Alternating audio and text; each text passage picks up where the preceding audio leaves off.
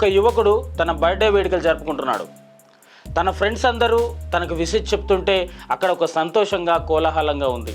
ఇంతలో అక్కడికి ఒక టీవీఎస్ ఎక్సెల్ బండి ఆగింది. తన చేతిలో పదునైన గొడ్డలి ఉంది. ఆ గొడ్డలి చూడగానే సాయి కుమార్లో ఉన్నటువంటి ఆ సంతోషం పోయి భయం మొదలయ్యింది. నన్ను చంపొద్దని అక్కడి నుంచి దూరంగా కేకలు వేస్తూ పరిగెత్తాడు. రాత్రి 9 గంటలకు అంతా చీకటి. ఒక్కసారిగా సాయి కుమార్ కింద కూలిపోయాడు. అసలు ఈ సాయి కుమార్ ఎవరు? వెంట పడ్డదెవరు? అసలు సాయి కుమార్కి ఏం జరిగింది? ఈ కథనంలో తెలుసుకుందాం. నేను మీ అశోక్ భోగే. వెల్కమ్ టు ఆర్తెల్ క్రైమ్ స్టోరీస్.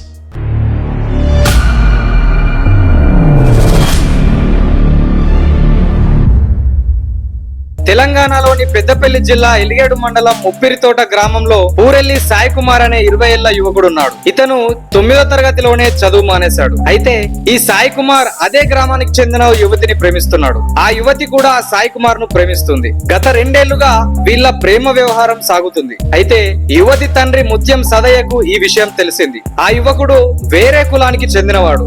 అలాగే తన కూతురు మైనర్.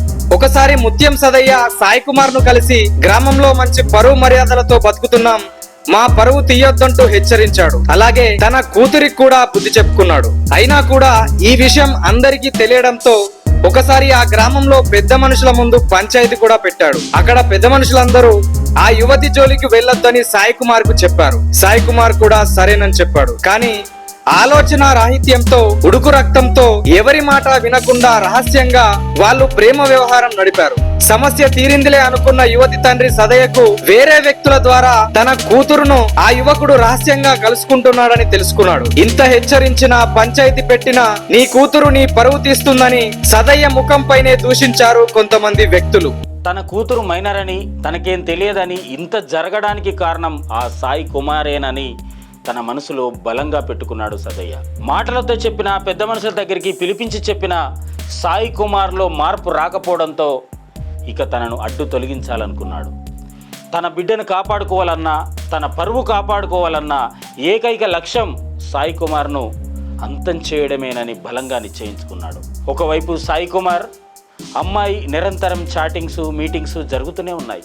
ఇటువంటి సందర్భంలో తన సాయి కుమార్ వాళ్ళ ఇంటికి వెళ్ళి, నా బిడ్డ చిన్నది, ఆమె ఏజ్కి వచ్చిన తర్వాత కాలం కలిసి వస్తే ముడిపెడదాం, కానీ ఇప్పుడు దయచేసి ఆమె జోలికి రావద్దని నీ కొడుకుకు చెప్పమని నచ్చజెప్పాడు సదయ్య. కానీ సాయి కుమార్లో ఏమాత్రం మార్పు రాలేదు. అందుకే సదయ్య మదిలో తన పగను పెంచుకుంటూనే ఉన్నాడు. సరైన సమయం కోసం వేచి చూస్తూనే ఉన్నాడు.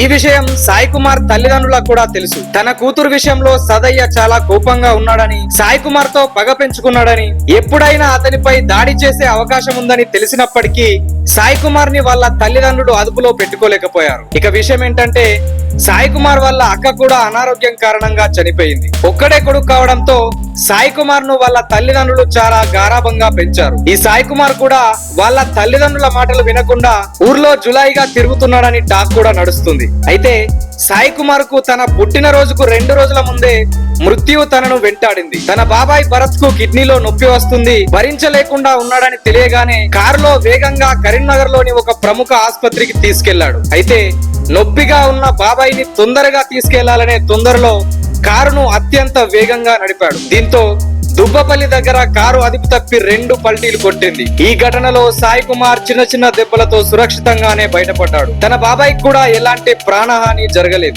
మార్చి 27న సాయి కుమార్ బర్త్డే. పెద్దపల్లిలో హాస్టల్లో ఉంటూ చదువుకుంటున్న ఆ యువతితో పుట్టినరోజు వేడుకలు జరుపుకున్నాడు సాయి కుమార్. ఈ విషయం కాస్త సదయ్యకు తెలిసింది. దీంతో కోపంతో రగిలిపోయాడు. నా పరువు రోజు రోజుకు తీస్తున్నాడని ఒక సైకోలాగా మారాడు సదయ్య. ఇదిలా ఉంటే రాత్రి 9:30 సమయంలో తన స్నేహితులతో కలిసి బర్త్డే వేడుకలు చేసుకుంటున్నాడు సాయి కుమార్. అప్పుడే కేక్ కట్ చేశాడు. మద్యం తాగేందుకు సిద్ధమయ్యారు. ఇక అతని స్నేహితులు రాకేష్, అభిషేక్ లు కూడా స్నాక్స్ తీసుకొచ్చేందుకు కిరాణా షాప్ కు వెళ్లారు. ఆ సమయంలో సాయి కుమార్ వెంబడి ఇతర స్నేహితులైన అఖిల్ మరియు హన్సిక్లు ఉన్నారు. సాయి కుమార్ పుట్టినరోజు వేడుకల లొకేషన్ సదయ్యకు తెలిసిపోయింది. దీంతో గొడ్డలి తీసుకుని వారి దగ్గరికి వచ్చాడు. చీకటిగా ఉండడంతో అక్కడున్న అతని స్నేహితులు ఎవరు అతన్ని గమనించలేదు. సదయ్య చేతిలో గొడ్డలి ఉన్న విషయం వాళ్ళు చూడలేదు. కానీ ఒక్కసారిగా యువతి తండ్రి గొడ్డలి తీసి సాయి కుమార్ పై దాడి చేసేందుకు ప్రయత్నం చేశాడు. సదయ్య గొడ్డలి ఎత్తగానే అందరూ అక్కడి నుంచి పారిపోవడం మొదలు పెట్టారు. సాయి కుమార్ను వెంబడిస్తూ దాదాపుగా 200 మీటర్ల వరకు తనను తరుముతూనే వెళ్ళాడు. అంతా చీకటి, ఎటు పోవాలో అర్థం కాకుండా సాయి కుమార్ మెల్లగా పరిగెత్తడంతో వెనుక నుంచి బలంగా గొడ్డలితో నరికాడు సదయ్య. ఇక ఆ దెబ్బతో కుప్పకూలిపోయాడు సాయి కుమార్. ఎటు వెళ్లాలో తోచని సమయంలో కింద పడి ఉన్న సాయి మీద అతి కసాయి వాడిలా ఏమాత్రం దయా కనికరం లేకుండా గొడ్డలతో ఇష్టానుసారంగా నరికాడు సదయ్య.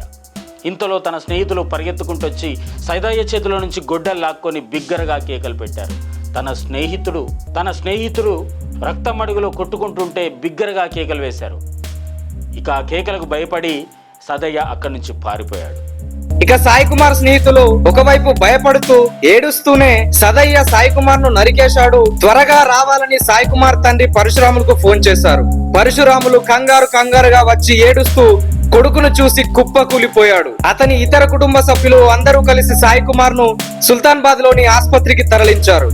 కానీ అప్పటికే తీవ్రంగా రక్తస్రావం కావడంతో గిలగిలా కొట్టుకుని చనిపోయాడు సాయి కుమార్. ఇక హాస్పిటల్లో సాయి కుమార్ చనిపోయిన విషయాన్ని డాక్టర్లు అతని తల్లిదండ్రులకు చెప్పారు. వాళ్ళ కుటుంబ సభ్యులు సాయి కుమార్ హత్యకు సంబంధించిన సమాచారాన్ని పోలీసులకు అందజేశారు. ఇక విషయం తెలుసుకున్న పోలీసులు సదయ్యను వెతకడం ప్రారంభించారు. అతి కిరాతకంగా ఒక యువకుడిని ప్లాన్ ప్రకారం చంపాడు కాబట్టి సదయ్యను పట్టుకోవడానికి పోలీసులు రంగం సిద్ధం చేశారు. ఇంతలో పోలీసులకు ఒక షాకింగ్ విషయం తెలిసింది. సాయి కుమార్ ను చంపిన నిందితుడే జూలపల్లి పోలీస్ స్టేషన్ లో లొంగిపోయాడు. తన మైనర్ కూతురు వెంట పడ్డాడని, ఎంత చెప్పినా వినలేదని, గ్రామంలో తన పరువు తీశాడని, అందుకే కోపంతో అతన్ని చంపేశారని పోలీసులకు చెప్పాడు సదయ్య. పోలీసులు నిందితుడిని అదుపులోకి తీసుకున్నారు. సాయి కుమార్ తల్లిదండ్రుల రోదనలు మిన్నంటాయి.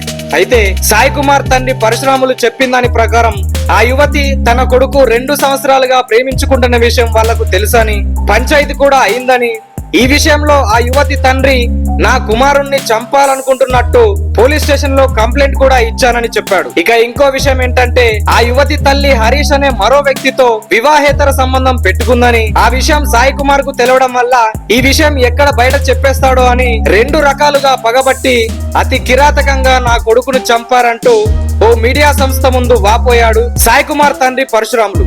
20 ఏండ్లు గారాభంగా పెంచుకున్న తన బిడ్డ తనకెక్కడ దూరమవుతుందో అని, తమ ప్రేమ వ్యవహారం ఇలాగే కొనసాగితే తన పరువు పోతుందని సదయ్య సాయి కుమార్ను హత్య చేశాడు. ఇప్పుడు తన కుటుంబానికి దూరమై చీకటి గదిలో ఊసలు లెక్కబెట్టే పరిస్థితికి వెళ్ళిపోయాడు. ఇక చిన్నతనం నుంచి ఏకైక కొడుకు కావడం వల్ల, ఒకానొక కొడుకు కావడం వల్ల గారాభంగా పెంచుకున్న సాయి కుమార్ తల్లిదండ్రులు ఇక అనాథలుగా మిగిలారు. కానీ పెంపకంలో ఇరు వర్గాల లోపం కొట్టొచ్చినట్టు కనబడుతుంది. ఎంత పగలున్నా, ఎంత ప్రతీకారాలున్నా, ఒక్క మనిషిపై ఎంత కోపమున్నా ఆ మనిషిని చంపడం అనేది చాలా పెద్ద తప్పు. చంపడం వల్ల కేవలం చనిపోయిన వాడు మాత్రమే కాదు, చనిపోయిన 2 కుటుంబాలు కూడా రోడ్డున పడే ప్రమాదం ఉంటుంది. శోక సముద్రంలో మునిగిపోయే ప్రమాదం ఉంటుంది. ఎప్పటికప్పుడు ఇలాంటి వ్యక్తుల్లో ప్రతి ఒక్కరు జాగ్రత్తగా ఉండాలని తెలియజేయడమే మా కథనం యొక్క ముఖ్య ఉద్దేశం. మీ అభిప్రాయాల్ని, సూచనల్ని మాకు ఎప్పటికప్పుడు తెలియజేస్తూనే ఉండండి. మరో వారం మంచి కథనంతో మళ్ళీ మీ ముందుకు వస్తాం. అప్పటిదాకా సెలవు.